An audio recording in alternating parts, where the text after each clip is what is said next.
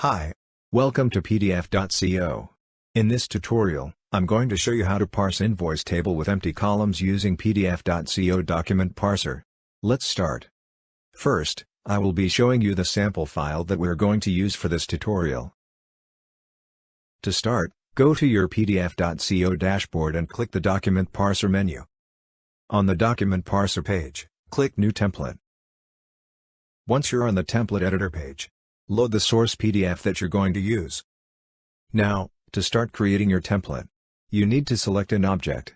To get the payment due, customer number, and customer name, select Add Field based on text search object. Then, set the expressions for each object. To get the payment due, type in payment due, open bracket, spaces, close bracket, open parenthesis, question mark, open angle bracket, value, close angle bracket, open bracket, smart date, close bracket, and close parenthesis. Click the regex combo box. Then, set the data type into date and select the format that you want.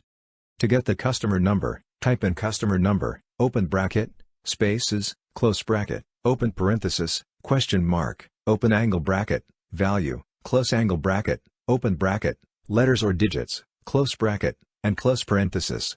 Click the regex combo box. Then, set the data type to string. To get the customer name, type in customer name, open bracket, spaces, close bracket, open parenthesis, question mark, open angle bracket, value, close angle bracket, open bracket, sentence with single spaces, close bracket, and close parenthesis. Click the regex combo box. Then, set the data type to string.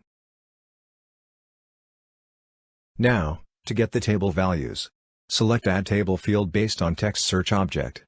Then set the properties for the table. I'll be showing the properties that I used. You may pause the video to take a look at it. Once you're done with your template, you may now run it. Here's what the result would look like.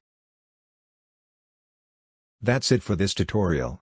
We have a lot of tutorials that you can check on our YouTube channel or on our website. Thanks for watching.